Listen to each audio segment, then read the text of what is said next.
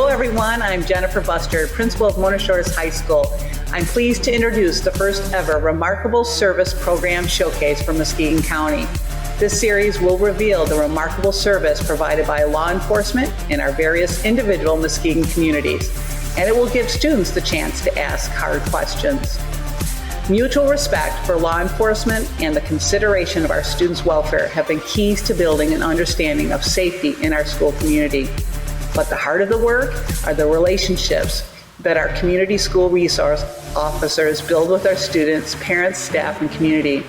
Officer Pashier and Officer Trombley, they attend our proms, graduation, and are visible and accessible in our school hallways.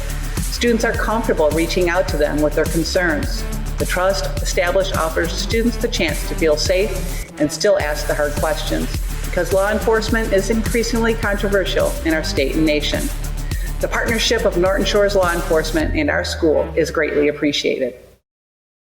Welcome, Rotarians and friends, to the inaugural broadcast honoring local Muskegon County law enforcement. It's really quite an honor and a privilege and a pleasure to be a part of this, and really excited about the collaboration between local law enforcement as well as some student leaders. And so hats off. First of all, thank you to Muskegon County Law Enforcement for participating in this. Thank you for certainly our local school districts for participating. And as always, the man behind the scenes, thank you, Mike Bogus, for this idea and putting this together.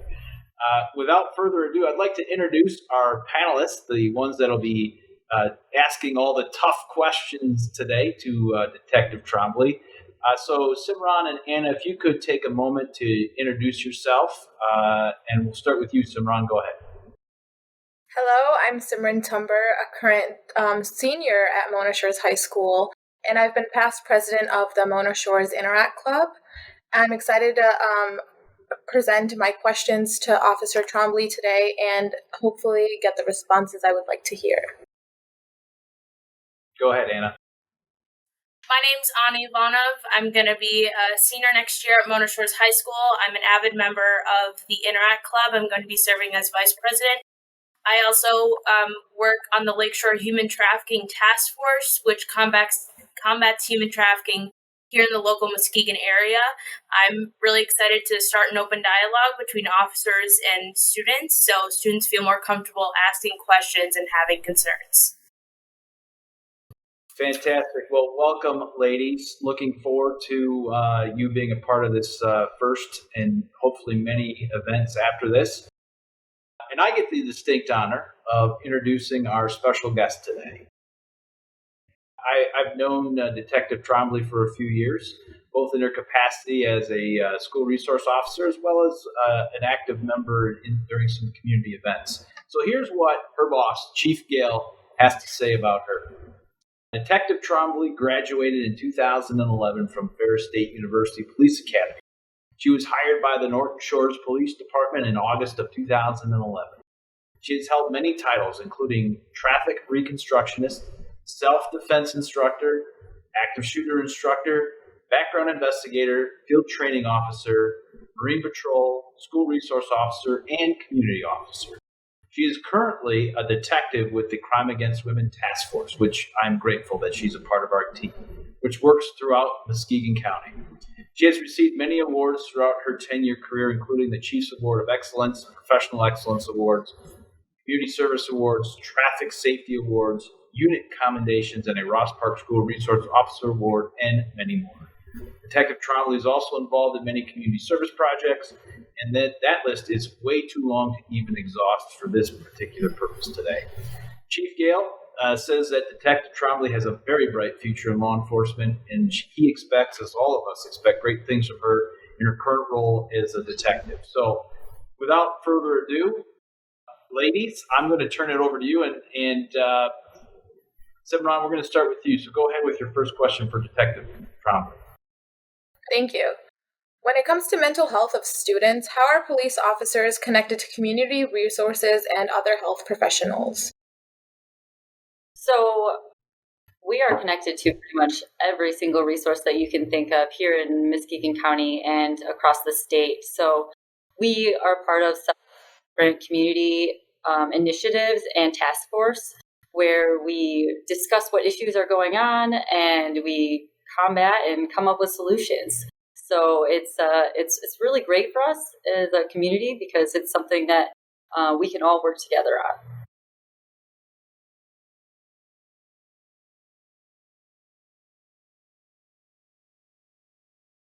Question for Detective Trombley. All right. Why did you choose to be a police officer, particularly a school resource officer? Well, I was always attracted to the diversity and discipline of police work. Like, I didn't want a job where I do the same thing every single day. I wanted to be able to solve crimes and help people. And after I started here at Norton Shores, I began attending community events and interacting with the kids. And children are just so drawn to police officers that I always wanted to make sure they had a positive interaction with officers, even in the negative situations. So I started helping out with the schools. I started stopping by just to say hi. Then eventually I was able to become a full-time school resource officer. And to be honest, like, the goal was to make a difference in students' lives, but in all actuality, the school has had such a positive impact on mine. Yeah, and the follow up to that, obviously there is there's some debate as to whether school resource officers are necessary in schools or not. Given your experience, how would you answer that question? I mean, are school resource officers a necessary tool that schools should think about utilizing?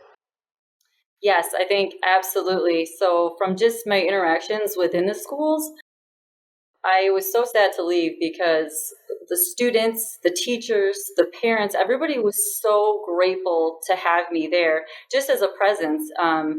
Obviously you explained earlier that I'm an active shooter instructor, and one of the biggest deterrents to an active shooter event is just having that uniformed presence in the school.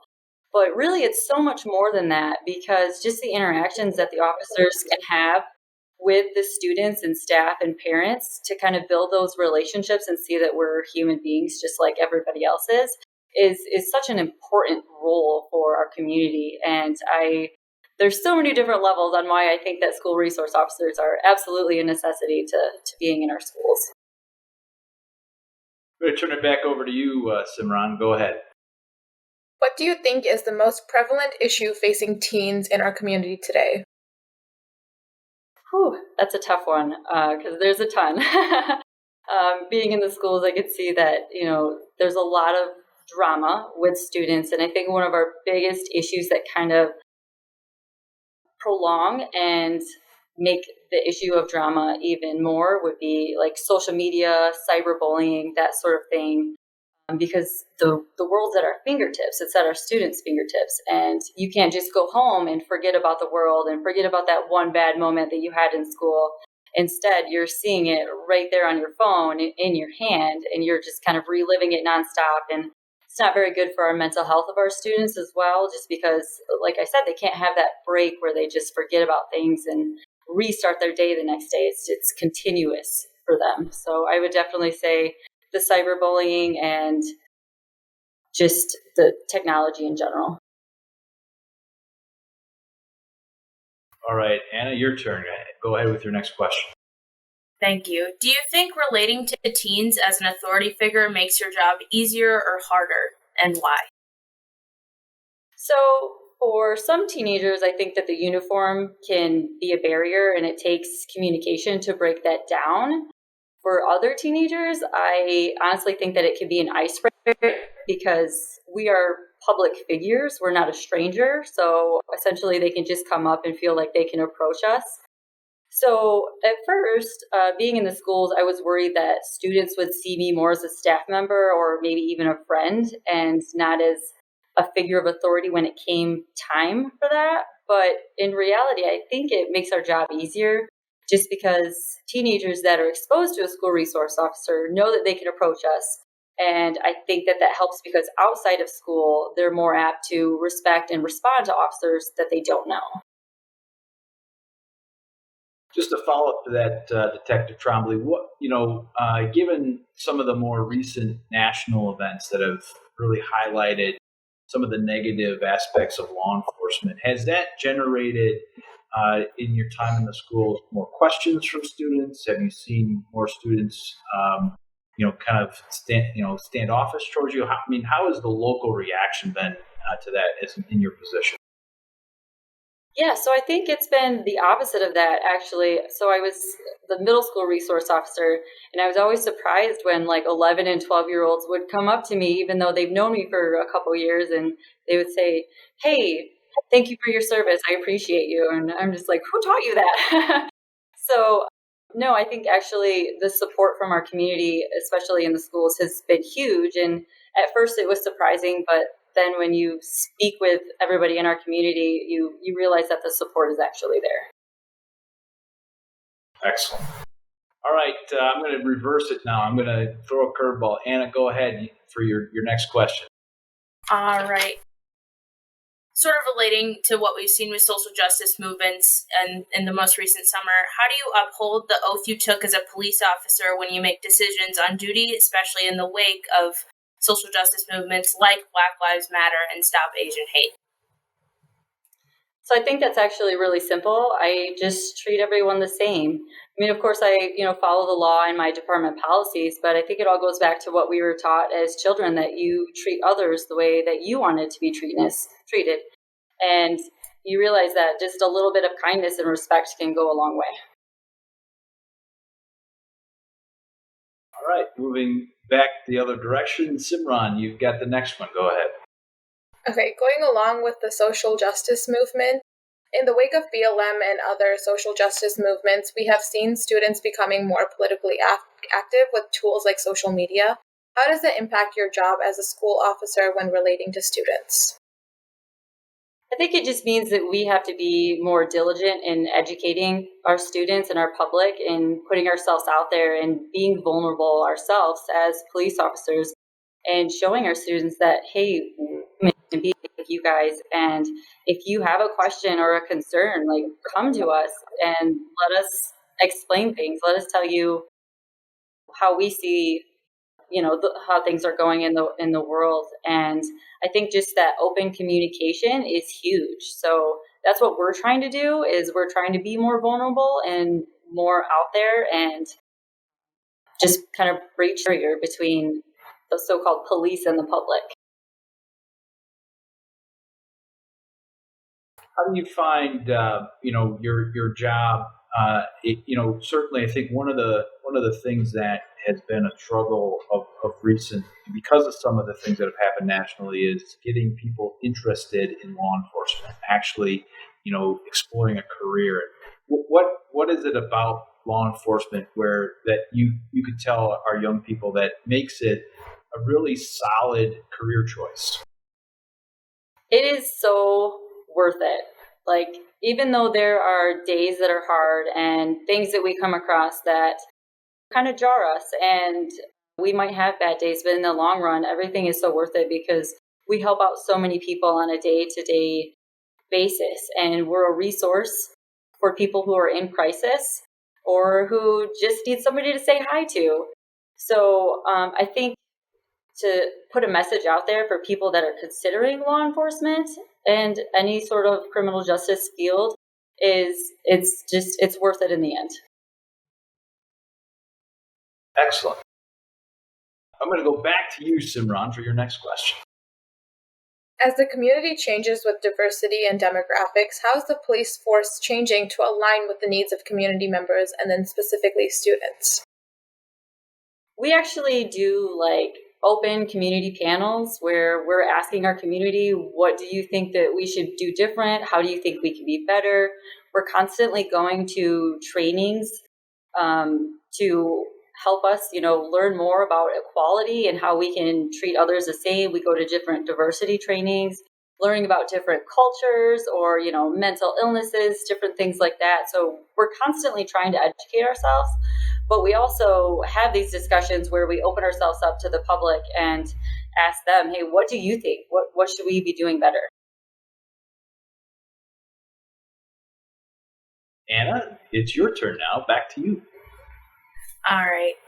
What actions is the Norton Shores Police Department taking to be connected to other communities in Muskegon, particularly other schools, since you are a school resource officer? So we have several countywide programs and initiatives here in Muskegon County. For the schools in particular, we have different programs like our Ride with Pride program and Face the Book. So almost all of our school districts now are participating in these programs, and all of the schools and police departments have invited each other to attend their events. So we're always interacting with each other inside, whether it's the school or the police department. Plus, all of the school resource officers, we have regular meetings where we're discussing what's going on in our school districts. What, talk a little bit about Ride with Pride, because that is certainly something I know these students, being from Mona Shores, are probably very much exposed to. And the impact that has had as it relates, again, to that law enforcement student relationship. So Ride with Pride is our positive behavior program. It started several years ago. I think we've done it at Mona Shores High School for almost 10 years now. I think next year might be our 10-year anniversary. So we start in the elementary level, and the students sign a pledge saying that they will follow the positive behaviors in their school behavior matrices. And if they follow the pledge throughout the entire year, they are entered to win different prizes, gift cards, ice cream, things like that. At the elementary level, we give away bicycles. Middle school could be anything ranging from kayaks to bicycles. And then at the high school level, for all of the schools that participate, which is almost all of them, I think we have 9 now on board for Muskegon County, one high school student can win a car. So it's kind of just an incentive for students to focus on positive behavior, maintaining good grades, things like that. Excellent. Having been a speaker a couple of times at Mona Shores, I really appreciate the energy that creates, and it's like a huge pep assembly. I mean, it's really great to see the students actually embrace that. It's uplifting for those of us that work in law enforcement. So thank you for being a part of that. Anna, you got the next one. All right. So we kind of touched on this, but how are police officers reaching out to students and or community members to ensure the health and safety of all students?